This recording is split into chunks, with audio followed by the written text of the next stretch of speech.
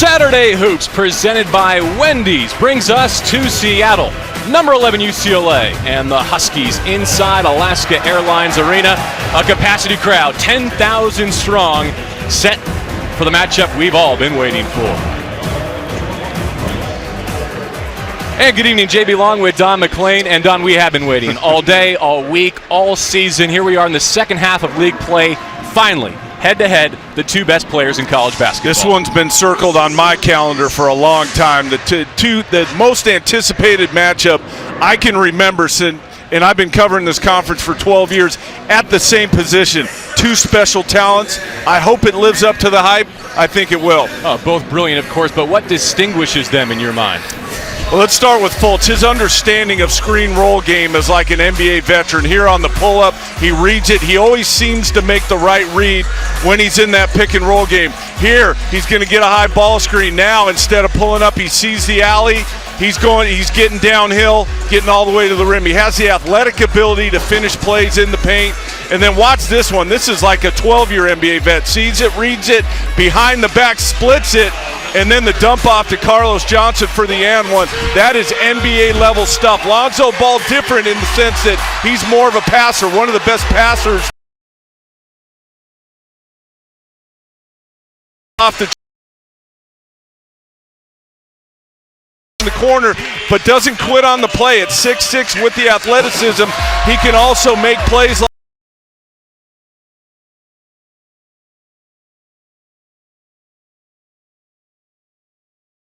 going to be stars at the NBA level.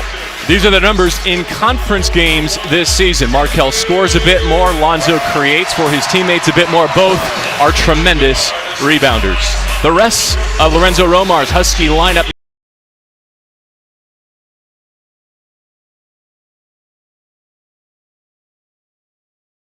over the last couple of games as well. For Steve Alford and his 11th ranked UCLA Bruins, their leading scorer and rebounder, TJ Leaf, coming off a career high. For more on that, here's the third member of our team, Jill Savage. Thanks, JB. Yeah, don't sleep on TJ Leaf. He had 32 points in that game against Washington State. A reason that they were able to bounce back from back-to-back losses. Head coach Steve Alford said he liked the aggressive play that Leaf came out with. That dunk, certainly a part of that. Alford wants to see him come out with more of that aggressive play tonight. Now, Lorenzo Romar, on the other hand, called Leaf a phenomenal talent. He said he's not raw at all. And JB, well, we're excited to see all these star freshmen. So are the NBA scouts. About 20 are expected to be on hand tonight for this showdown. There are a few, I'm sure, Don, given your background, you recognize a lot of the faces around the building, getting an up-close and personal look at these two players who met a year ago in the McDonald's All-American game, but now it's collegians for the first time. What's interesting about that, why there's so many scouts, is when you see Fultz and Ball live, you appreciate them more, especially Fultz. I'd seen him on video, but the first time I saw Markelle Fultz live, I was blown away because you see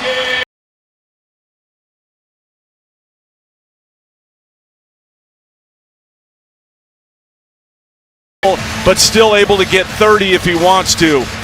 I don't think, JB, we're going to see a lot of head-to-head, them playing man-to-man against each other, because both these teams are going to play a lot of zone. But I hope we see some spectacular plays. I think we will. Top scoring offense in the league with the basketball to begin against the 11th ranked scoring defense in the Pac-12. Zone, lob, Leaf, not high enough this time, unlike we saw on Wednesday in Pullman. Well, great play design, though. Get behind that 2-3 defense. It was wide open. Leaf just couldn't finish it. Fultz is picked up by Ball initially. Yeah, he is. They switch everything when they're in man-to-man UCLA. Lonzo with the steal. Fultz pursuing, and Thibault got there for the foul. Well, I like it that Ball is taking on the challenge. He wants to see what he can do with Fultz.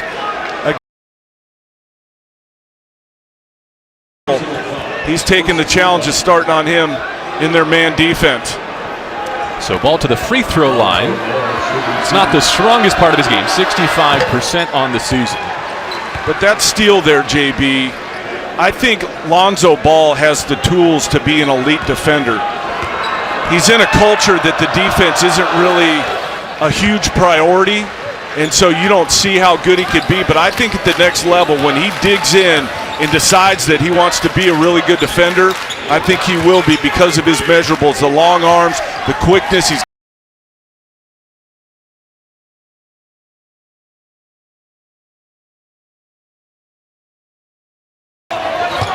Dickerson gets a deep touch, working against Leaf, missed it all, and a loose ball rebound, 2-ball. You say to yourself, UCLA lost 2 games before Washington State. Why? One of the areas, second chance opportunities for the other team. They're not rebounding their own board. Let's see if that's a problem tonight. Washington, historically a good offensive rebounding team. Fultz dips in, has it knocked out. It'll stay with the Huskies. Hamilton missing a 3 at the other end. He failed to make a 3-pointer in Pullman the other night as well, 0 for 4. Bryce Alford also coming off back-to-back cold shooting performances. And the Huskies have to take a timeout with trouble on the entry.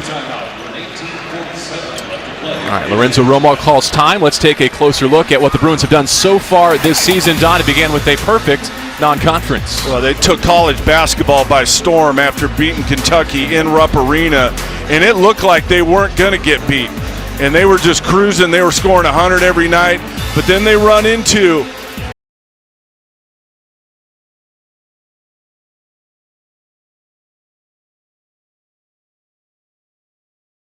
in particular have flipped the UCLA program. 15-17 last year.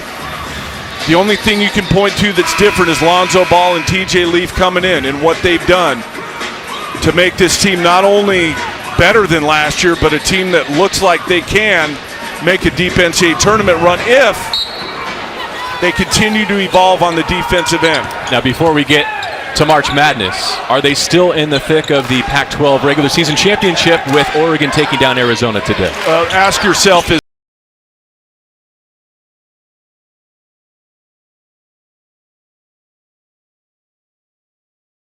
Arizona is going to go 16-2 in the conference, and I have a feeling it might be the team that won today. They are rolling right now, Oregon. UCLA will get a look at Oregon at home next week, and then they still have to make the trip to Tucson. Hamilton flashing, missing back-to-back jumpers to begin, but Leaf cleans up on the offensive glass. And a good start for UCLA, 4-0. See if Washington can get themselves started here. I think a lot of times they rely on Fultz to get them going. It's really not his nature to just come out and start making it the Markelle Fultz show, but sometimes I think it's necessary. Like right now, they need a bucket. Fultz needs to get the ball in his hands and go. Trail 3 for TJ Leaf. On the offensive glass, it's ball. You mentioned the sellout crowd, first time in a long time. They're waiting for a reason to get going. Alford with a no-look pass. Thomas Welsh inside.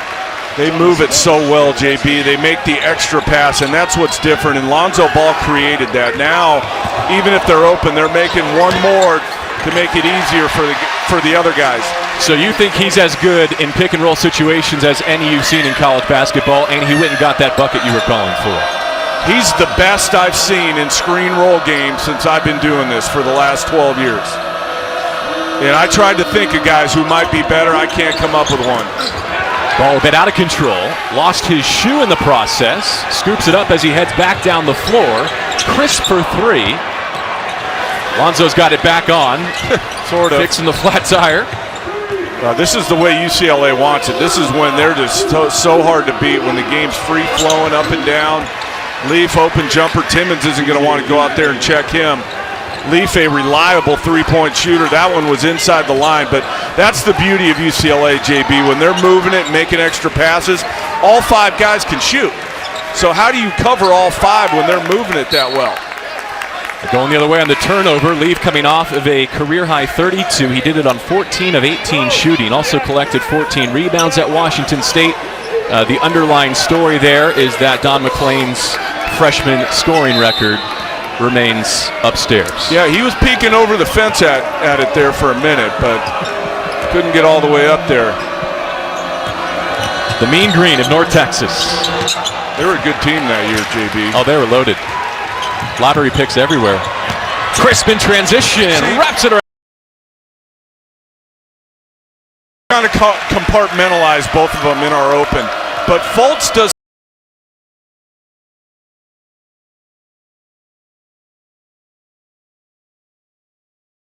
rim and one. They both do a little bit of what each other do. Some are just, each one is better at one thing than the other.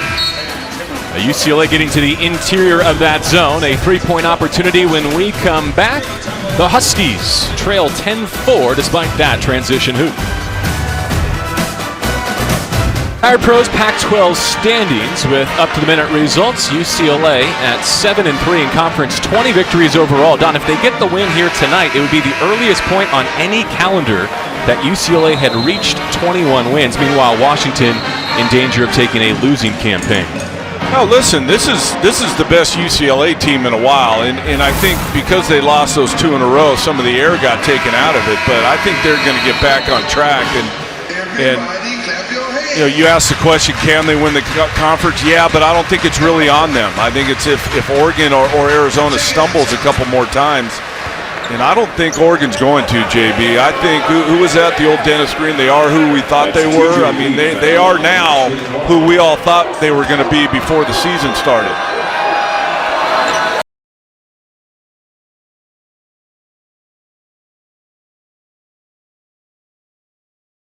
Day. Wildcats held to just 18 first-half points, and it was never in doubt. UCLA showing a little three-quarter court, mainly to make Washington burn some of that shot clock, not really looking for steals, although Lonzo Ball at the point of it, we know he can anticipate and steal it.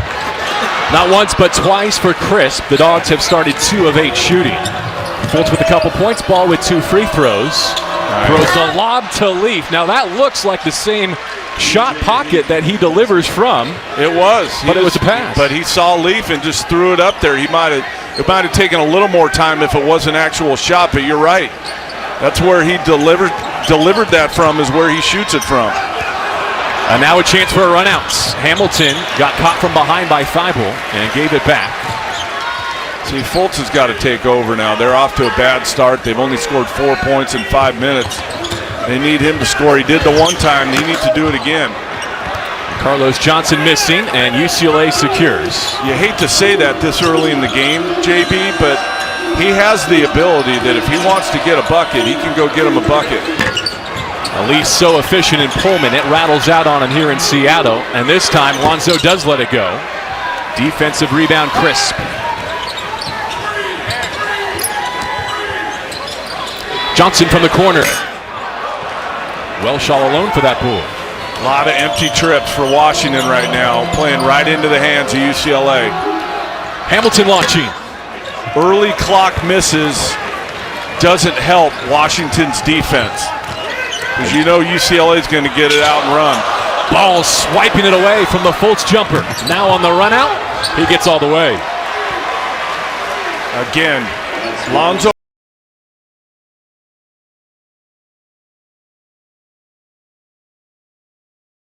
His jumper straight up.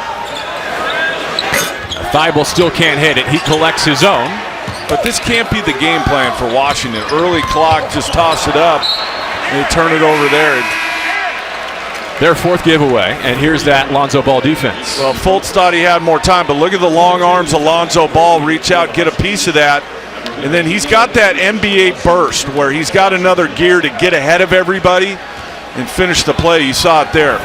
You mentioned he has the capacity to be an elite defender. UCLA, as we know, not an elite defensive team. They need him to create those runouts to give them enough possessions to outscore other teams. They do, and what's happened with UCLA is they started the season off and the offense was so easy and they're getting 100 every night that there wasn't really any reason to worry about the defense. But now, as we move closer, as Alford knocks down the 3, as UCLA moves closer to the tournament, they have to get better defensively if they're going to make a deep run. Now Bryce Alford hitting from distance. He scored 58 points combined in 2 games against the Dogs last year, and his Bruins on a 10-0 sprint. Disappointed, JB, in the disposition of Washington to start this game. I thought with the sellout crowd and all the hype surrounding these 2 point guards that this place would be electric, and I think it wants to be. But Washington just didn't come out with any effort or intensity or fire. And that second half against USC was deflating. They blew a double-digit lead. That hadn't happened, losing with a double-digit lead at halftime for this program since Michigan State rallied to beat them in November of 2010. That had to have been disappointing because it looked like they were cruising in that game, and SC was just going to kind of go away, and all of a sudden the game just flipped, and Washington had no answer. The ball at the top of this 3-2 UCLA zone. Fultz from the interior. Ike Anabogu. I'll tell you what, scouts are here to look at Anabogu too. Did not play at Washington State. Here's a chance for the Huskies. Fultz fouled by Ball. Anabogu in practice felt some knee discomfort on that surgically repaired knee that cost him a few games to begin the season, and they decided to give him the midweek game. Anabogu looks the part. You see Ball in great anticipation by Thibault, saves it, and then Fultz out ahead. I mean, we're making a lot of NBA statements tonight. Anabogu looks the part of an NBA player, I'll tell you that. One area you can ding Fultz is probably at the foul line. 65 for a player of his caliber, not good enough, I would say. Both of the freshmen we're talking about, both right there. He and Lonzo each. Bryce Alford. Anabogu trailing. Chris comes away with possession. Get a bucket here, give him a spark. Instead, another steal for Lonzo Ball, and numbers for the Bruins. Leaf couldn't handle. Again, the style of the game is perfect for UCLA right now. Washington not executing, not making shots, and that's playing right into the hands of this UCLA team. The zone has been pretty effective. UCLA started the first possession in man-to-man, but since has been in one of their different zones. Dominic Green's into the contest for the first time, and he helps snap a 0-for-7 shooting drought for the Huskies. I was going to say, somebody needs to give them a spark. Maybe it's Green. They stay in their 2-3 zone. Holiday deflected out. I mentioned it earlier. It is so hard to cover UCLA no matter what defense you're in because everyone can shoot except for Anabogu. But typically their starting five and every lineup that doesn't include Anabogu can really shoot it. Even Goleman can shoot it. GG in at the free throw line with the catch. Dickerson defending, 10 to go for Ball. He loves that NBA range. It's as if he's been practicing there since he was a grade schooler. Well, gives him a head start for next year. Rarely do you see him toe the college three-point line. No. But you wonder if because of his release, is that why? That's what the Huskies needed. Some force inside from Noah Dickerson coming off a 17-point performance. And by that I mean with Ball's release, it's not mechanically sound and it takes a little bit longer than you would like. So if you're deeper, defenders can't get to you. If you're right on the line, they can close out to it. How about that free throw line runner? Haven't seen a lot of that from Lonzo Ball, and I think that's what the scouts that I've talked to want to see is him inside the line. We know he's got the deep three. We know he's got the stuff at the rim. Where's the runner floater game? Where's the pull-up game? Haven't seen a lot of it. Saw the runner there. EK with the hand check sends us to break and gives us another look at this ball floater. He can do almost everything. If he gets this going, he can do everything. Lonzo Ball and UCLA off to a great start. The Utah Office of Tourism presents Life Elevated. Well, we've talked about Lonzo Ball's passing ability, and it is on full display tonight. And I get the feeling, JB, nothing is at stake tonight for either of these two guards, but I get the feeling that Lonzo Ball is a little more up for the challenge tonight. He's come out with a little more fire, a little more intensity. He's made plays on the defensive end. And Fultz is just, I've seen him go off. And I feel like he's just kind of floating right now. I'd like to see him take the game a little bit more, especially with his team down 12. And by reputation, Fultz typically waits until after the half. He may not have that luxury here with his team trailing 12. Yeah, you wait till after the half tonight, you're going to be down 25. Holiday with the deflection for UCLA. Ball with 2 assists, 2 turnovers, 2 steals. And he gets some defensive help from Aaron Holiday. Could be the National Sixth Man of the Year. Do they have a National Sixth Man of the Year? You and I do. That's right, I'll vote. Chris rattles one home. That's what they need. Little confidence builder from behind the line. That's what's available against this UCLA zone. They're going to have to make some of those open threes. Crisp has hit one in every game of his season except his 0 for 4 performance across state at Gonzaga. Ike shuffled the feet.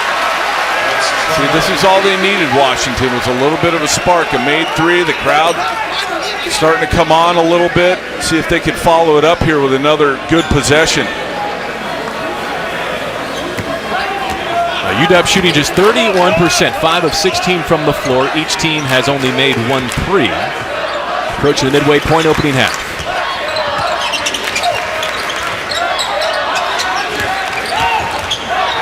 Green picking and popping with Fultz. Got EK lifted between the legs off the mark. Rebound Alford. Well, that's what's going to be available. UCLA is going to blitz that screen roll game, meaning both guys are going to try and trap Fultz. The roll or pop guy is going to be what's open. Holiday no, Ball another chance. Alford hesitates and goes, and that's a hand check on Green. I mean, Ball, is that his second or third offensive rebound right in the middle of the paint? But a lot of guys, JB, in their mindset, if they get it at 12 to 13 feet, they're looking to go back and score. His first thought is, who can I kick it out to for a three? Because we know the best time to shoot a three is off an offensive rebound. Of which he has 3, to answer your question.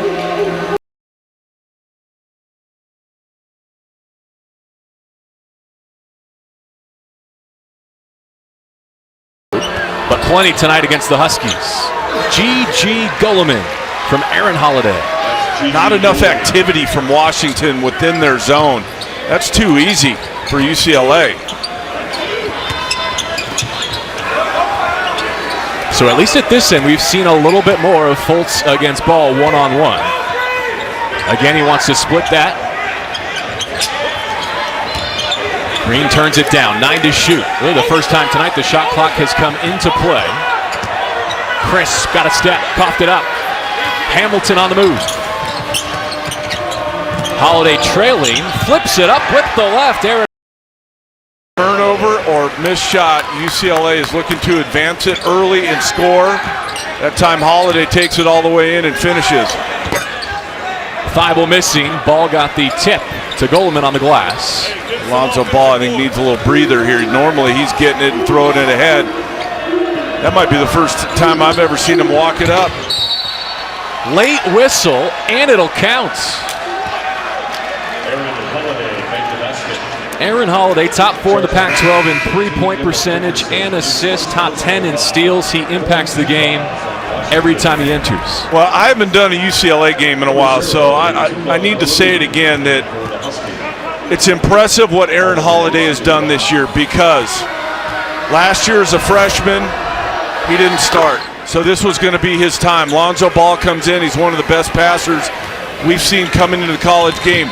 Most guys would transfer. He didn't. He stayed. He accepted his role, and he is having a great season for UCLA coming off the bench as the first player. At double figures in 6 straight league games. He's their second leading assist player. Fultz has seen 2 defenders everywhere. Rises for 3 over Holiday. Might have gotten a foul there, too. Called a 2, a toe on the line. That's what I'm saying, though, JB. He can score whenever he wants. So if your team's going, what'd you say, an 0 for 7 drought?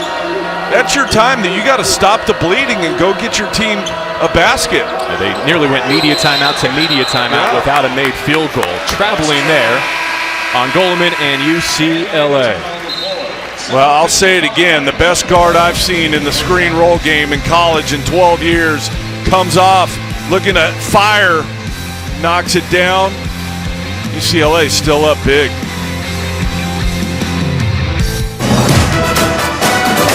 Saturday Hoops is presented by Wendy's and by clean, crisp Coors Light. With great beer comes great responsibility.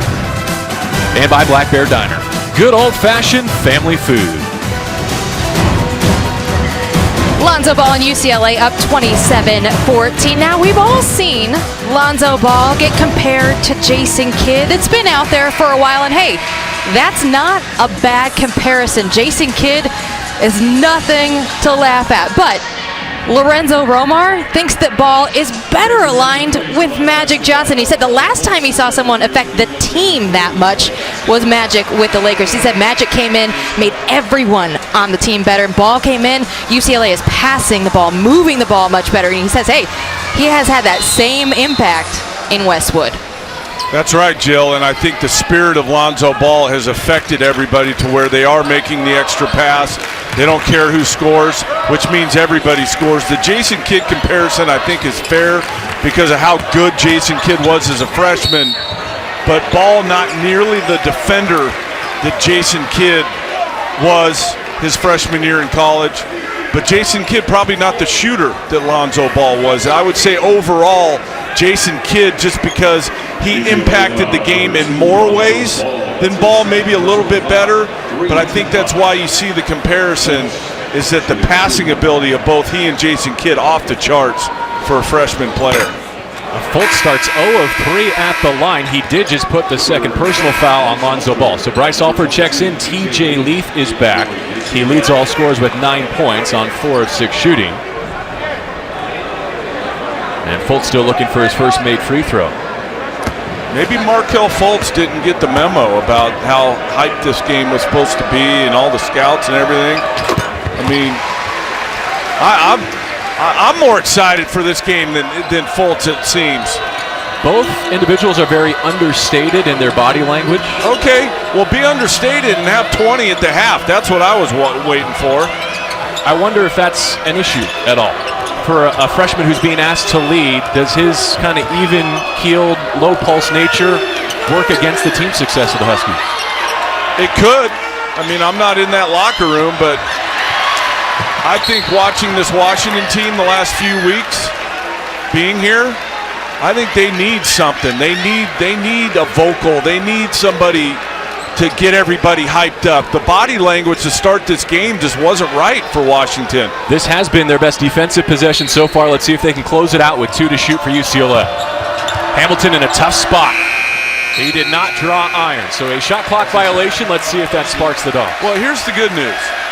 It looked like UCLA was going to run away with this thing from the beginning. I think Washington has stabilized the game now. Now it's just about they got to get some buckets so that UCLA can't get out and trade in this lead anymore. A zone at both ends defensively. Thibault on the rip through. Up and under Matisse. Need some plays like that. Again, the crowd is ready to explode, but they haven't really had a reason.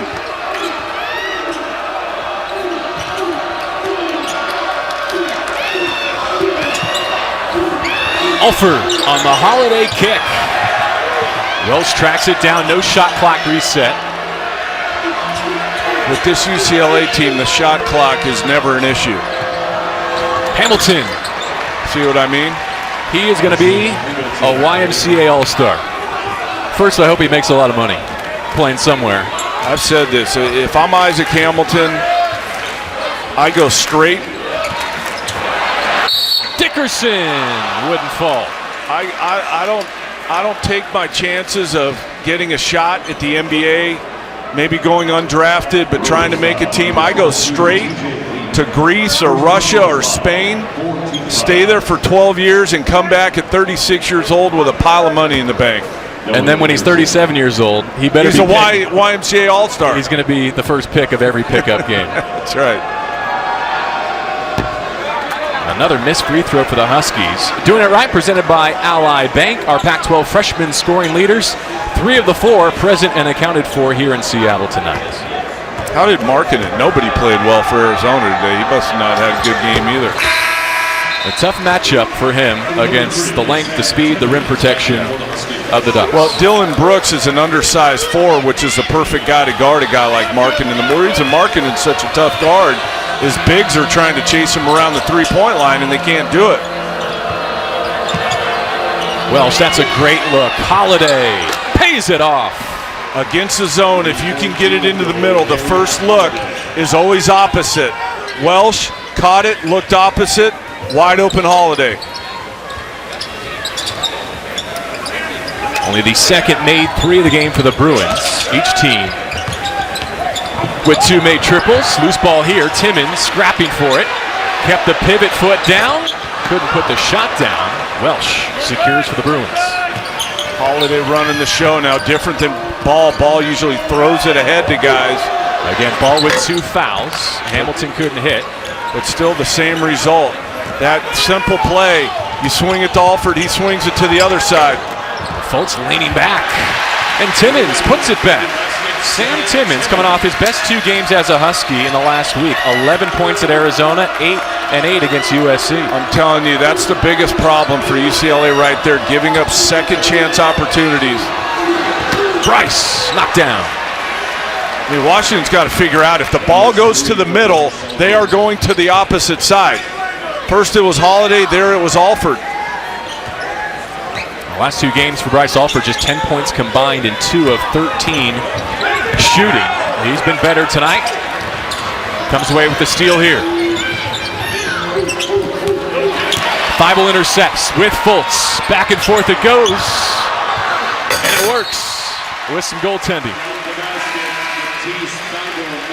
A mistake by Bryce Alford initiating the offense. Thibault gets in the lane and ends up getting the bucket. Don, you hit the gym today, right? Get on the treadmill? Yeah. Number 2, Lonzo. Matisse Thibault. You know his mile time? Sub 4? Not quite. Sub 5. 4:55. What was your pace today? That was right around there. I think it was just a touch over 5. If you hadn't gone Half mile. if you hadn't gone fries at lunch, maybe. That's right. Yeah. Here's the thing. Washington seems to have woken up a little bit, but they have to string together stops now. They dug themselves a big hole. That's not going to help. Leaf on the block, left shoulder turn, right hand finish. He's into double figures with 11. Has only missed 2 shots. Complete offensive game, TJ Leaf. From the free throw line, Batumba Baruti.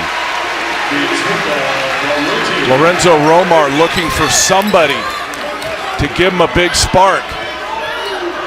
He just matched his season made shot from Ball.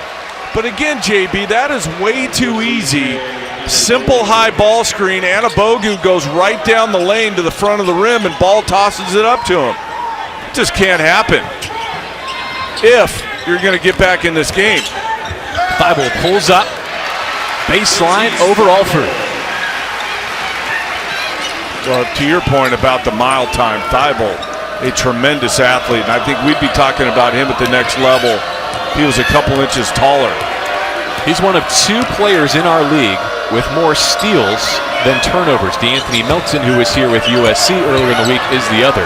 Alford catching fire. Good Ball, another offensive board, that's 4. Good setup by Leaf there. ISO post, Alford rolls to the corner, finds him. And Steve Alford is letting Lonzo play through 2 fouls. I would too.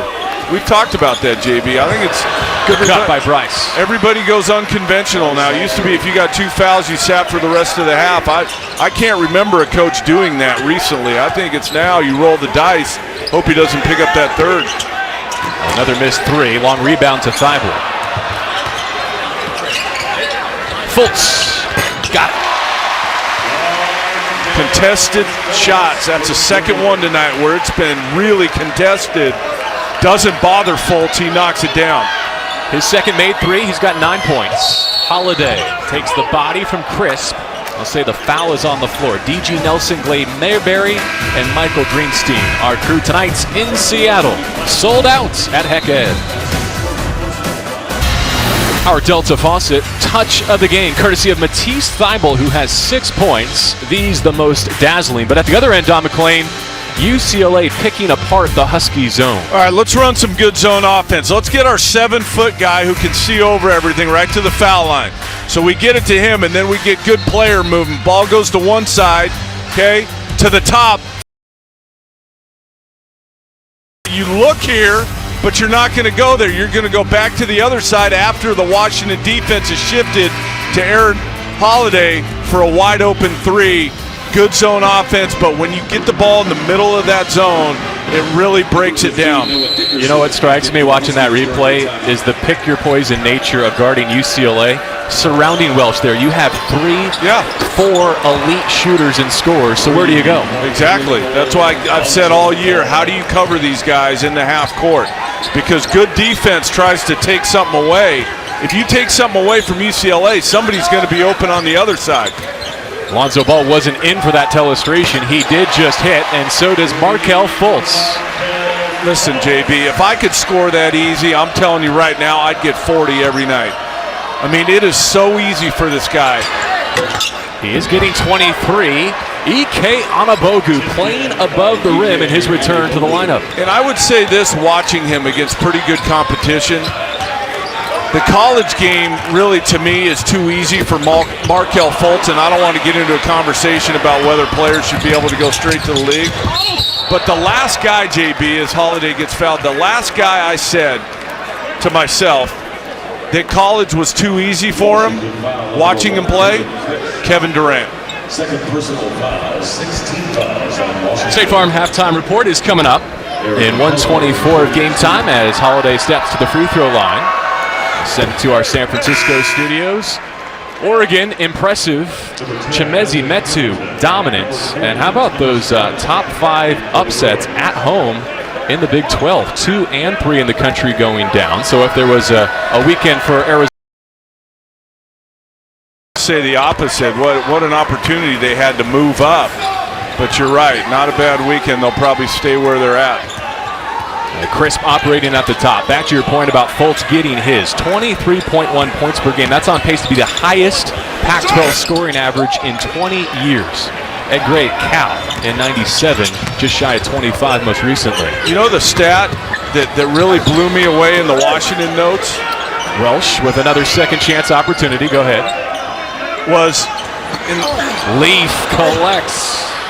He's the first player in the last 25 years to be averaging 20 points, 5 rebounds, and 5 assists. In 25 years. That blew me away. Ashley Walker, the SID here at Washington, always puts out great notes and nuggets. That was a really good one. And you can go the other way, too, with Ball, only player in the country to be averaging 10, 4, and 7 assists. Dickerson. All right, so some interior attacking at the offensive end for Dickerson and the Dog, just like we saw from Welsh and the Bruins. All right, let's go Lonzo Ball on spec, Don McClain. Adam Gordon special, my man. Here we go. Lonzo Ball, talked about his size already, 6'5", 6'6", can see over the top of defenses. His passing ability off the charts. If you're open, he's going to find you every time. And then the unselfishness that we've been talking about that just has taken over this UCLA program. Not only him being unselfish, but now other players are being unselfish, which to the point that we've also been talking about, the ball's moving, the extra pass is being made. UCLA's got 50 again at halftime in the game. Take a look at our Coors Light Cold Hard Facts with UCLA already at 50 and 30 seconds to play. They're one of 2 teams this season to have 3 different players score 32-plus in a game, and we'll note that those are all league games. That doesn't happen unless what? I just said it. Unless the ball is moving.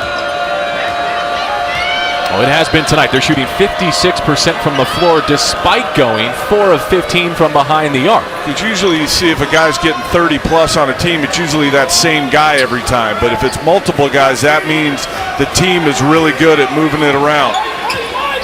Holiday already in double figures, playing off the bench as always. Looking to extend this Bruins lead. He does. The hoist as the horn expires. It goes off the center-hung scoreboard here, and it's a massive lead for the Bruins after 20 minutes. What you expect from UCLA, getting out in transition. Washington didn't shoot it well, so UCLA took advantage. I'm a little disappointed at how Washington came out. They stabilized the game a little bit, but not good enough defensively to keep UCLA from having an 18-point lead. Let's send it down to the floor and check in with Jill Savage. Coach Alford, 52 points for you in this first half. A lot of defense to offense. What'd you like in this first half? A lot. I thought we were really good in that 20 minutes. I thought we were really active, switching back from man to zone. We used our length and athleticism And we got some really good stops that got us out in transition where we're really good. You said it before, Washington can score in bunches, so what do you have to do coming out here in the second? Well, we got to come out at halftime really focused. We didn't do that at Washington State a couple days ago, so that first 5 minutes in the second half is going to be huge. Thanks for your time. Thank you. JB? And thank you, Jill. UCLA unbeaten this season, 18-0, and they hold a halftime lead, and that lead is 18 here in Seattle. Lonzo Ball sparking a prolific first half, 52 points. State Farm halftime report is next.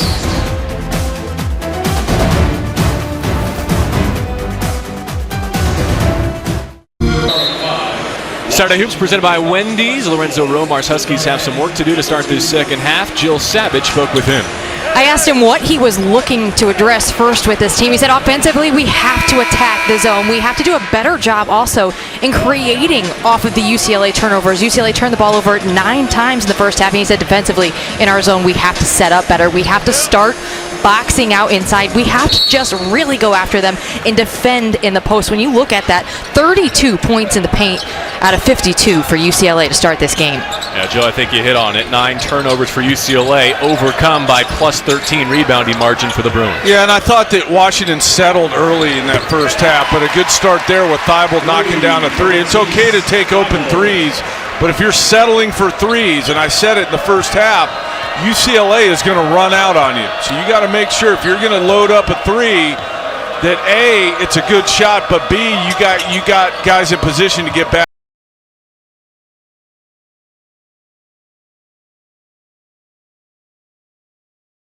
I'm telling you, it's unbelievable, JB, and we've already touched on it. You try and cover one guy, and then the other guy's open, and then the other guy's open, and everybody's open, it seems like, all the time for UCLA. I pointed this out before. UCLA did 3 elite shooters returning this year with Hamilton, Alford, and Holiday.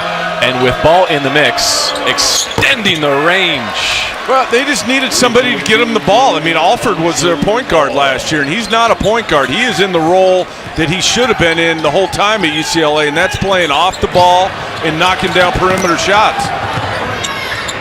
Dickerson gets Welsh lifted, takes the contact, and converts. For UCLA, you cannot play the score right now. This building has the capability of erupting if Washington gets something going. Dickerson a load down on the block. Welsh, not good. Not good enough defensively, and I think, JB, that's a perfect example of why people are skeptical of UCLA. That possession right there. Just not enough defensively to believe that they can rip through the NCAA tournament. That's where they need EK to be a healthy, viable rim protection option for them, as Leaf gets an easy one from Hamilton. I'll tell you this. So that pass right there that Hamilton made, did you see Hamilton make that pass ever in his first 3 years at UCLA? No. He makes that pass now because Lonzo Ball makes that pass. And Leaf a pretty good recipient, too. Yes. Flashes here, puts it down once, and knocked out last touch by UCLA with a 20-point lead. Again, you cannot trade baskets right now with UCLA if you're Washington. Somehow, some way, you got to get them on a 0-for-7 trip like you had trips in the first half. Easier said than done with this UCLA group you're trying to guard. Fultz ran Ball off a screen. He got through and forced the turnover. As you know, JB, I really think a lot of Markelle Fultz as a player and his IQ and his skill level. But I'm going to tell you, this is, and maybe I was expecting too much coming to here tonight with the matchup with Lonzo Ball, but this has not been a great night for Markelle Fultz so far. The Ball gives it right back on the crossover. I was hoping to see him up and into it and electric and attacking and making plays. We just really haven't seen that yet tonight. UCLA matched up here with Ball, chasing Fultz. Trying to blitz it. Should have been one more from Green. When they blitz it and they throw it out, you skip it across to the other side. The weak side should be wide open. If UCLA's going to commit to trapping Markelle Fultz in ball screens. Got to make him pay on the opposite side. Lonzo comes to get it from Bryce Alford. A couple of second-half threes for Lonzo Ball. You know, when you watch this, JB, and I know we both watched both of those games, when you watch this free-flowing UCLA team getting offense from everybody, Fultz knocks down another triple. You just wonder how Arizona and USC beat them.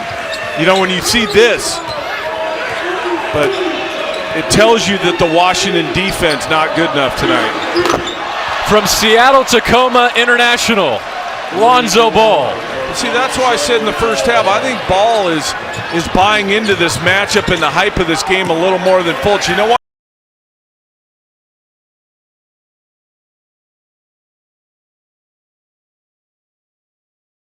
One, I'm going to make another one. I mean, that is from deep, isn't it? That's 26 probably. He's tied a season high for made threes with 4 Green. And that's going the other way. Bryce did enough to box out Dickerson.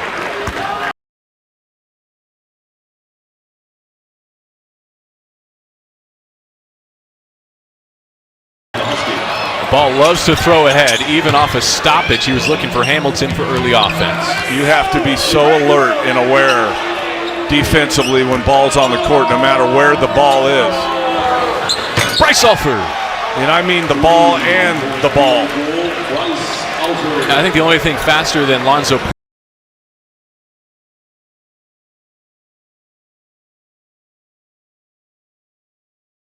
It might be. You know time. what? The game might already be decided, but let's go. Let's go mano a mano. Just spread the floor and let's see what you got. The only other time they've been on the same court was at the McDonald's All-American game, and this may feel like an All-American game the rest of the way. This is what I've been waiting for. I was waiting for this at the start. Come on, man. 2 best freshman point guards I've seen ever since I've been broadcasting going at each other.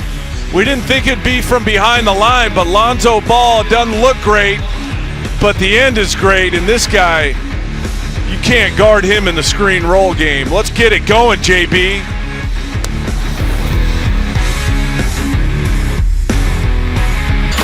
Donnie Mack on the pack. Down the stretch they come. It's been a while since we've done a Mack on the pack. Oregon and Arizona now tied at the top, but in good position with only 1 loss. We've been talking about these 2 freshmen all night, but there's freshmen all over the conference that are making a major impact. And as always, in February, weird things happen, and I have a feeling that there's going to be a lot of weird things happening, major implications. And earlier this week on Monday, I had a fitting for my robe. It turned out that it fits. I think Utah got eliminated today by losing at Stanford. Cal, the 5th team that I think can jump in there with UCLA, Oregon, Arizona, and USC, those 4 teams, I think their resumes have them solidly in the NCAA tournament. Dickerson at the free throw line as we resume. And by the way, make sure to leave the robe in the hotel when you check out. They do charge you for it if you take it home. No, that's not a hotel robe. I got fitted for that. That's my robe, the Justice robe. We're going to start a new segment.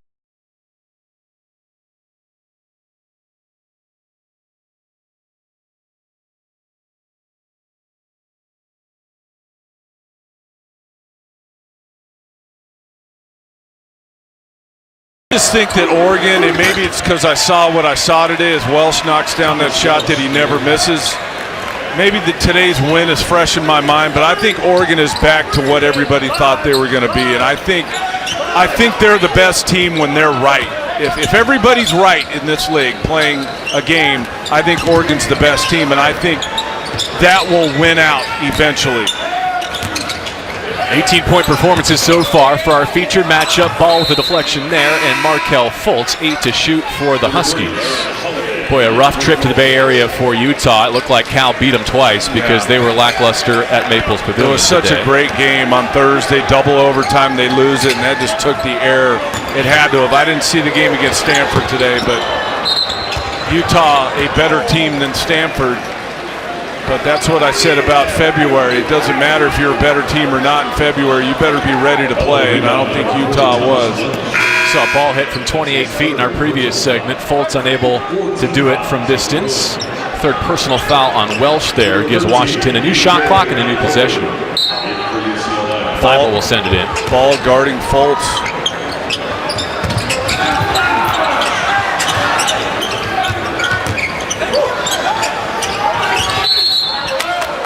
Travel as he made his move.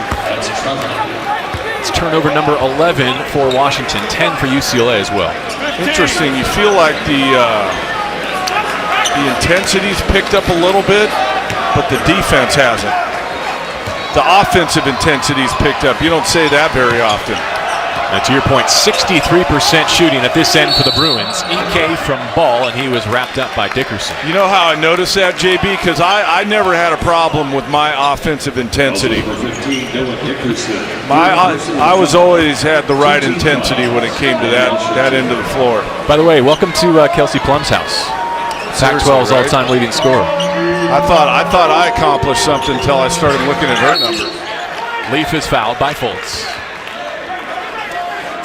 Should mention that UW is shorthanded without Malik Dime, and they could certainly use his defensive presence, his shot blocking against a team like UCLA. Broken pinky in early January.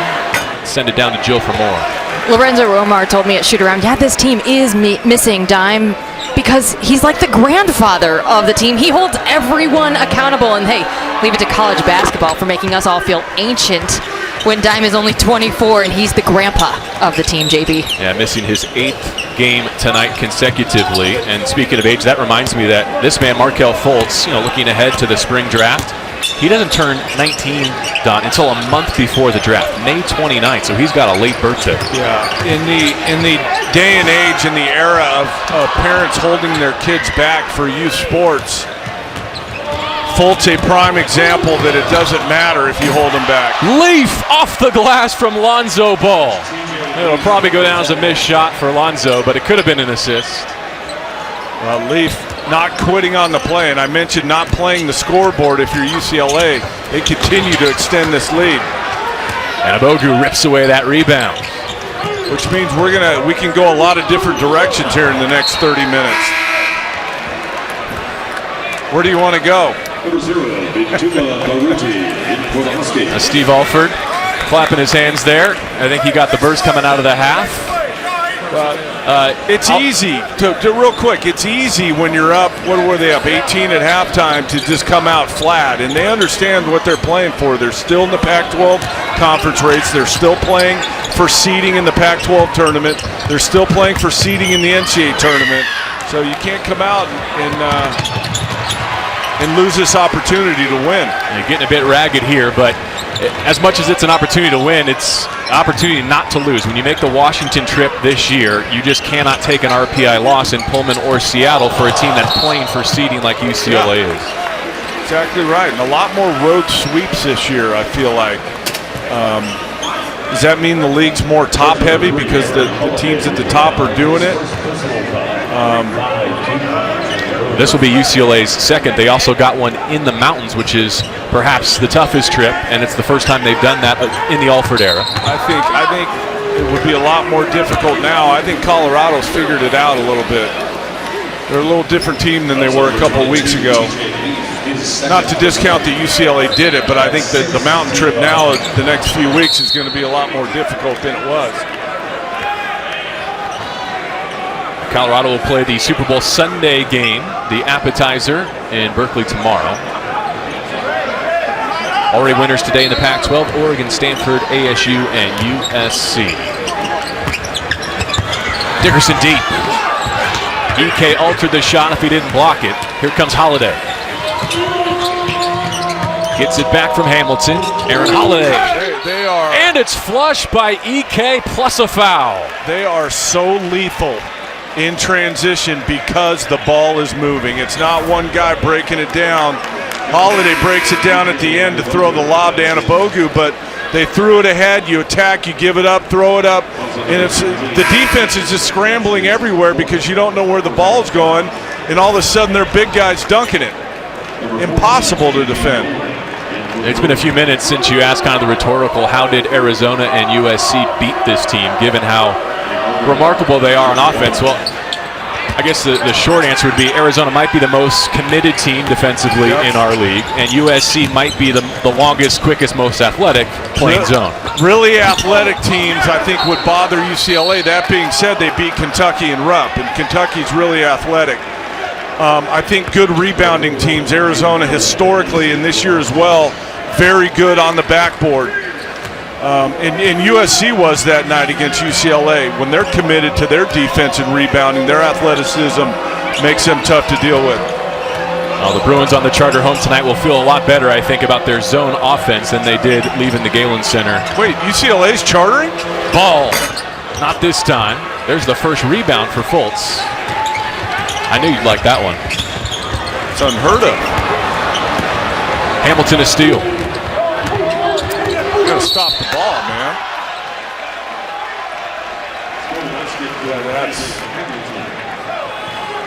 That shouldn't happen. 9 unanswered for the Bruins. I mean, Hamilton's not even coming at full speed, and no one gets in his way till the very end. It's not like that was Lonzo Ball or Aaron Holiday coming at you 100 miles an hour. He was just kind of cruising the ball up the court. Well, I think Washington may be playing the score a little bit now. They're in a 4-minute drought here at the offensive end. Attaway into the contest, and he's fouled. Matthew Attaway, a junior from Toronto, at the free throw line when we come back to Heck Ed.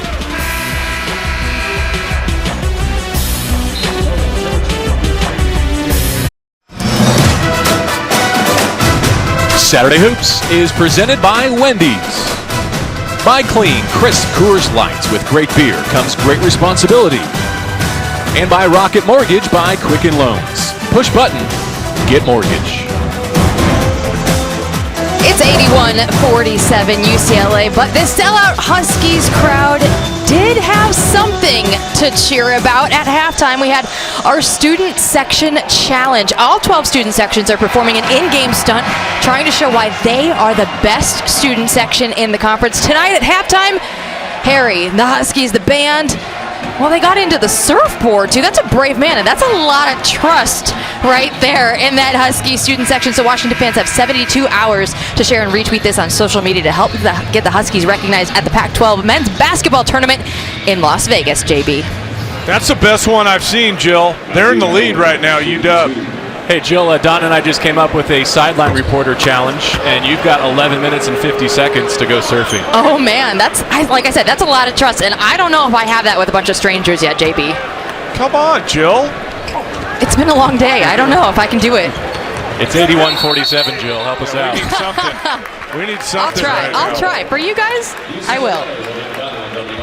A little bit different than last night at Maples for Jill Savage, where she was on hand for Tara Vanderveer's 1,000th career victory, as seen here on Pac-12 Network. Yeah, congratulations to Tara.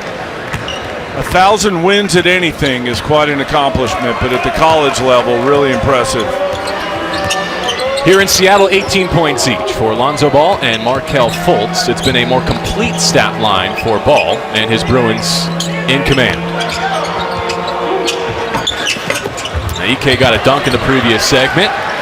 Fultz is showing us flashes tonight. We're not seeing what I was hoping, an epic game from him, but just that rebound right there in traffic on the defensive end. At his size, being a point guard, it's not normal for point guards to be able to go in there and snatch those down.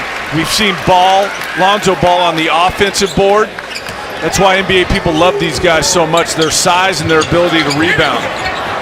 So Baruti, Green, and Thibault all missed threes on that trip for the Huskies as they come up empty again. Holiday, so fundamental. But again, set up by what, JB? What happened at the beginning of that possession? Lonzo Ball throw ahead to get the break started so that UCLA can attack before the Washington defense is set. That's all it is in transition. They are able to attack and move the ball before the opposition is set, and it's impossible to guard everybody. 5-minute drought continues, at least before these free throws. All right, back to a little bit of history in women's basketball here in the Conference of Champions. 11 Final Four appearances. Seriously? 22 conference titles. I mean, dominant. Jill Savage, what was it like on the farm last night? It was an incredible atmosphere down there last night to be able to see history. And I caught up with Lorenzo Romar today and asked him about Tara Vanderveer getting her 1,000th win. He said that is a phenomenal accomplishment. It couldn't happen to a nicer person, and Tara has the respect of everyone in basketball. It's no fluke that she did that. JB, she has 1,000 wins and only 228 losses. That's a joke. The right-hand column was the one that caught my attention, too. 1,000 wins and 228 losses. Wow. Thanks for logging the miles to join us here, Jill. Welsh facing up. It's about as bad as I've ever seen Thomas Welsh miss a baseline jumper. When he's set and looking at it, he doesn't miss. When he's got to adjust or pivot, it makes it a little more difficult for him. The Huskies have not had a made field goal since their under-16 timeout. Let me clean that up a little bit. When he's catching and facing and he's open, he knocks that down. He's still, when he's got to make a play and adjust or move, he's not as consistent as he is when he's catching and shooting straight up. And before tonight, his last two games, he had scored a combined 30 points, missing just 3 shots along the way. And he gets a lot of that baseline jumper, though. Yep. Why? Because everybody's going out to cover the three-point line. All those shooters, he's always wide open at 15 to 17 feet. And this week, along with Josh Hawkinson from the Pac-12, named one of 10 watch list finalists for the Kareem Abdul-Jabbar Center of the Year award. Holiday gets in the lane. Extra pass from Alford. Alford would. Especially that game here. Remember the double overtime duel with Andrew Andrews? Yes.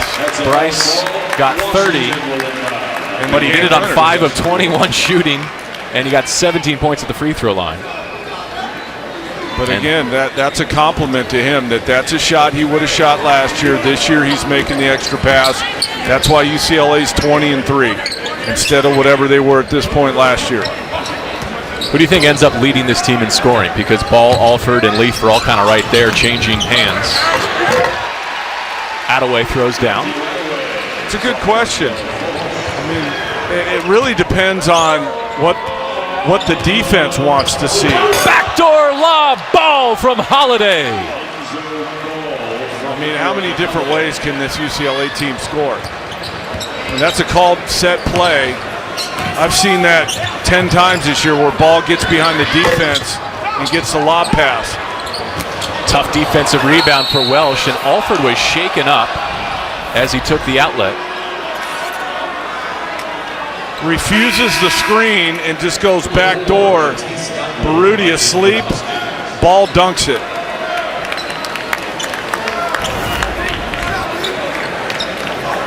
Holiday's going to leave. Ball into the backcourt to take the entry pass, and Alford able to continue. It would be interesting to know, JB, what really Lonzo Ball and Markelle Fultz were thinking tonight before this game. We asked them, they'd give us the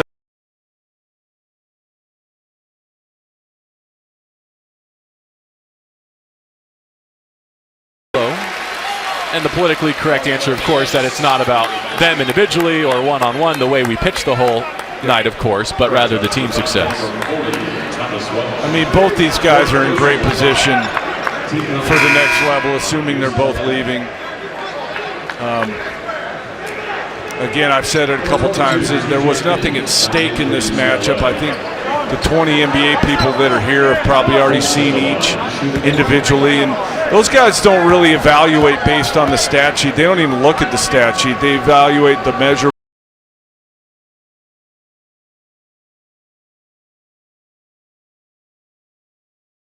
We're also here to watch as Markelle behind the scenes interact with his teammates and coaches. That's all. When they call me, when I have my pre-draft guys that I do in the spring, they don't even ask me about anything on the court. Is he coachable? Is he on time?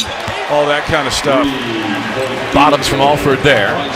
By the way, Fultz with his 17th 20-point game. But I think what they wanted to see was an NBA-level point guard against another NBA-level point guard.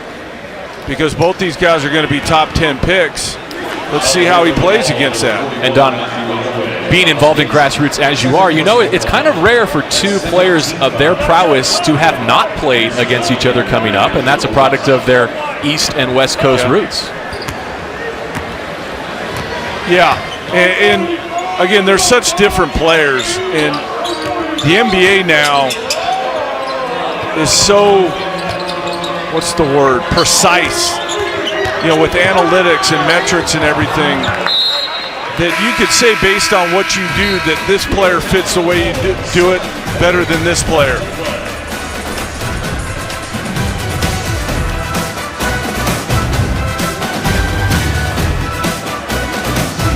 Don Lonzo Ball has 20 points. He also has a handful of assists.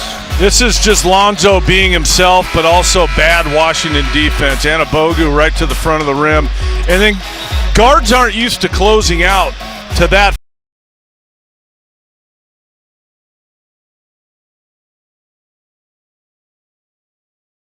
Two.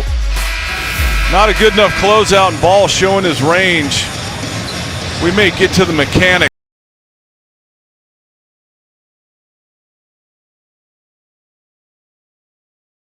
As someone who's involved in working guys out, and say if it goes in, I'm not sure you need to fix it. To the tune of 4 made threes in 7 attempts tonight.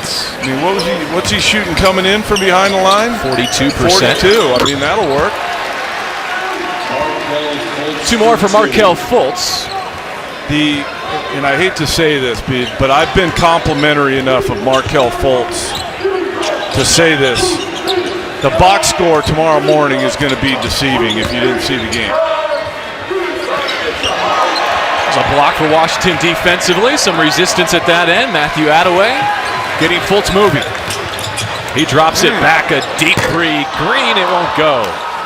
We change gears to TJ Leaf as he rips down that rebound. He had the big game, a career high in the front half of this road trip.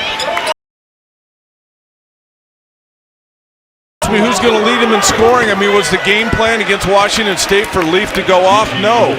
But when you're a team that moves it as well as UCLA does when they're right, some nights the ball is going to find TJ Leaf, some nights it's going to find Alford. He had 37 against Colorado, but that's a team thing. And so, you know, it just happened on Thursday night or Wednesday night that TJ Leaf was open, and he's skilled enough to get you 32. The last Pac-12 player to achieve Leafs numbers, 32 and 14, was Ryan Anderson in 2008 against this Washington program. Is that a decent pro comp for TJ Leaf? I think it's a decent one. I would say what Ryan Anderson became, we see him as or is he more like, Nolan Ryan? Ryan Anderson was a little bit bigger than TJ Leaf. We'll start with that. TJ Leaf, more athletic than Ryan Anderson. But what Ryan Anderson figured out is he became a specialist in the NBA, and that is the now stretch four. And Ryan Anderson can really, really shoot it. A better shooter than TJ Leaf, although TJ Leaf's numbers say he's a pretty good shooter. But in the NBA now, if you're not a superstar, you need to be a specialist. Ryan Anderson's a specialist. Unfortunately, you could say that TJ Leaf is a better all-around player than Ryan Anderson, but he may not have the impact of a Ryan Anderson because he's not a specialist at one thing. His teammates certainly identified the hot hand in Pullman. He was 14 of 18 from the floor. It marked the highest field goal percentage for a single game in the Pac-12 with a minimum of 15 attempts. Since Alan Crabb went 12 for 15 against Arizona 4 years ago. Holiday in a laugher. UCLA closing in on the century mark. With 5.5 to go.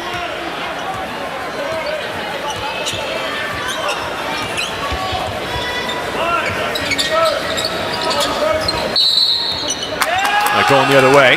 Foul away from the basketball. And let's take a closer look at that three-point form for Ball. He releases it on the opposite side of his head. He's a right-handed shooter, and that ball I was watching tonight from up here, we're up higher tonight, that ball is clearly released on the other side of his head.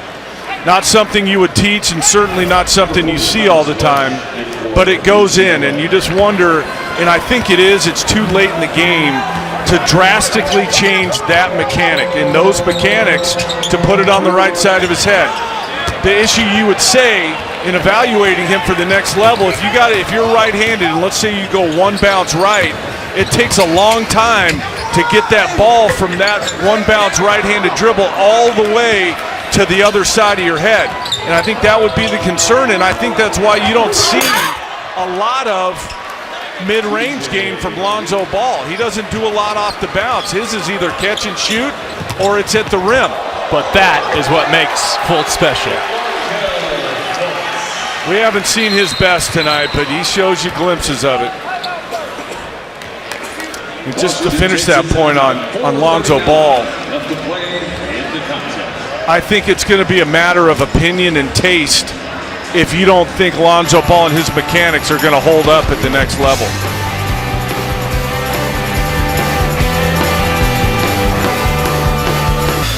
Well, you probably heard it. To win a championship, you need to split on the road and win all your home games. Well, that formula might be changed up. The road less weary this year. So far, there have been 26 two-game conference road swings, and the sweeps, back-to-back wins away from home, more prevalent. Arizona's got a couple. UCLA's going to join that group with this sweep of Washington to go along with their back-to-back wins in the Mountains, Don. Let me tell you something. If you're not going to win 15 games this year, don't even think about winning the conference. And last season, only 6, but more this year. And I think the top teams, this will be 7 if UCLA holds on here. The top teams know that you better, like I said, if you ain't thinking about winning 15, you can't think about winning the conference. And the only way to win 15 or 16 is to sweep a couple times. Green trying to get going. He's had a rough go of it of late in Pac-12 play, and emblematic in some ways of the night for Washington right there. 39% shooting and 20 turnovers. Washington just didn't come out right, JB. You could see it right from the start. UCLA scored easily early, and Washington just never brought their level up to the level that it needed to be. Well, UCLA is a really good team. They're a top 15 team in the country, and they were right tonight. They were ready to play. Give them some credit, too. They were ready to go, and they're putting up another 100 on somebody. How good is Holiday? 18 now on 7 of 9 shooting. Double figures in 7 straight games. Only 2 D1 bench players, Don, have higher scoring averages than Aaron Holiday, and they play at Wyoming and Bakersfield. No disrespect to those programs. Bruins going for 100 again.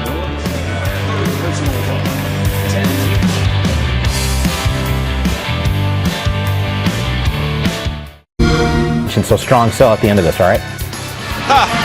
I've heard Lawrence Taylor from those guys. I've heard movie references. UFC now. They're having a good old time tonight. At least they are, man. We were expecting a really good game here tonight, and yeah. Huskies have not allowed 100 points in a conference home game since January of '98 against U of A. And UCLA is a couple of points away from their 8th 100-point performance this season.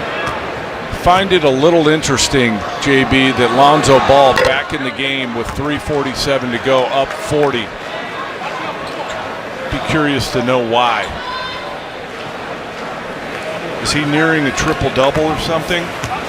No, and we kind of felt like tonight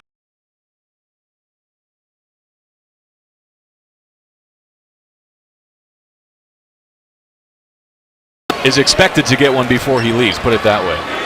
Lorenzo Romar has a pack of red vines on him. He does? Yes. Not for me, just. I knew that.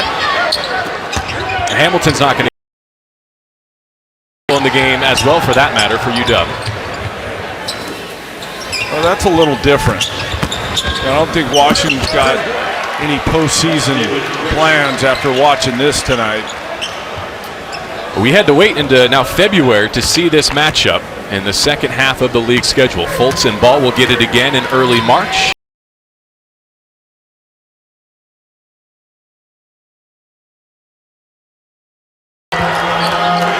Holiday, the Bruins want to go deep in this shot clock. Inside. Alford. Got it. I mean, no problem, right? Late shot clock. You got shooters all over the place. Somebody will be open eventually. Alford knocks it down. Green couldn't finish after spinning baseline on ball. It's going to be an interesting game Thursday. It's a revenge game for UCLA. They had the lead. They should have won the game in Eugene. Oregon comes out of nowhere. Brooks with the game winner. Oregon coming off a thrashing of Arizona today. So I think it lines up that there's really, they're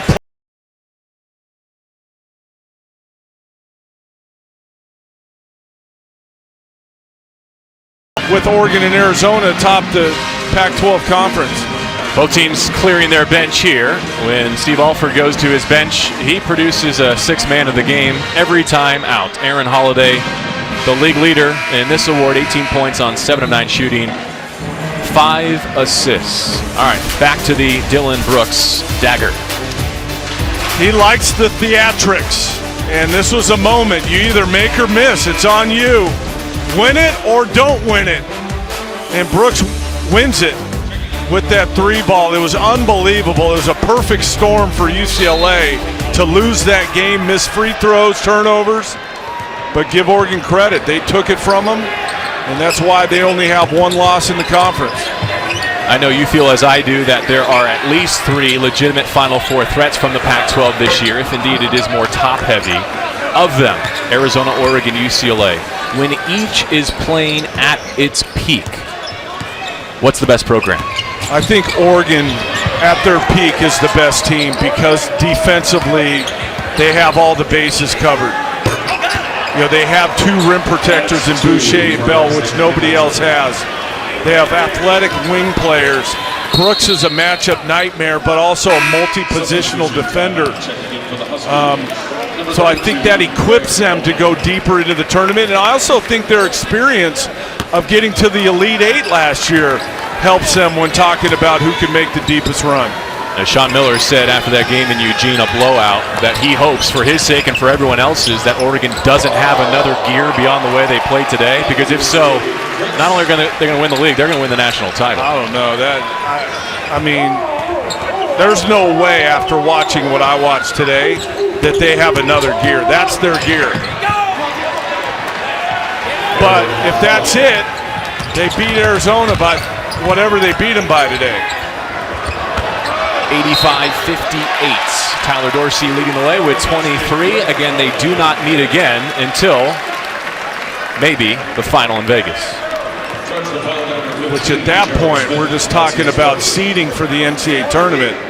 I mean, if Oregon keeps rolling, say they knock off UCLA on Thursday and they roll through their schedule, they may be talking about playing for a #1 seed in the Pac-12 tournament. And Dana and the Ducks have had Arizona's number, and again, in very recent history, and what a thriller that was in Vegas last year. To the free throw line here, Greg Bowman, a junior, a walk-on who joined the team in 2014.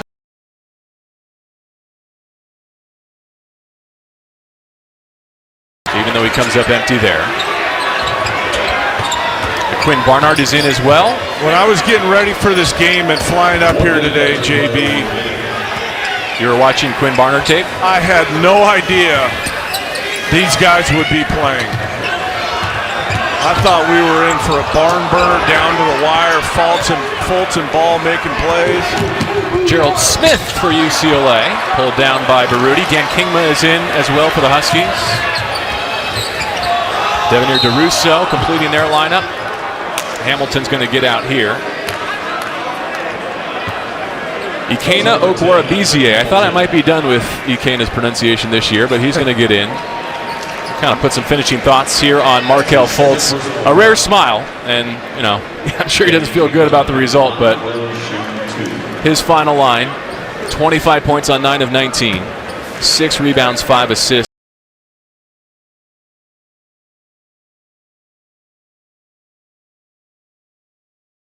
Spectacular.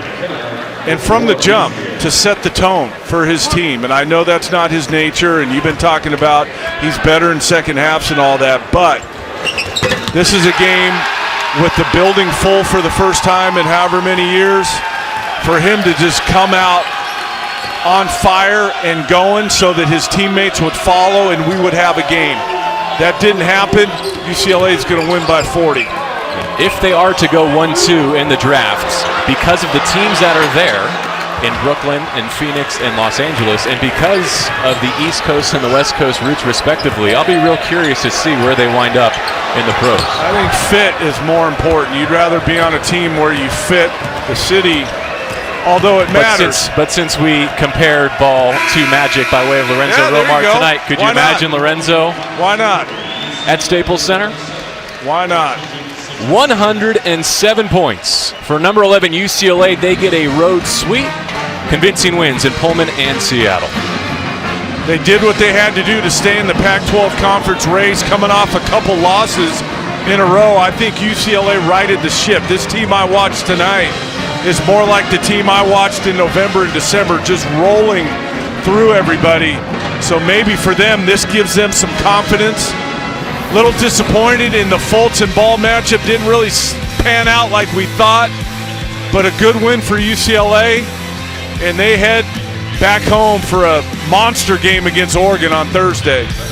A Ball with 22, one of 5 Bruins in double figures. 4 had 20 or more. For Don, I'm JB. Bjorn Esland, Chris Boyd, part of our team today in Seattle. We're going to Mike Yam, Kevin O'Neill, and Matt Muehlbach for Pac-12 Final Score, presented by Microsoft. Next, UCLA 107.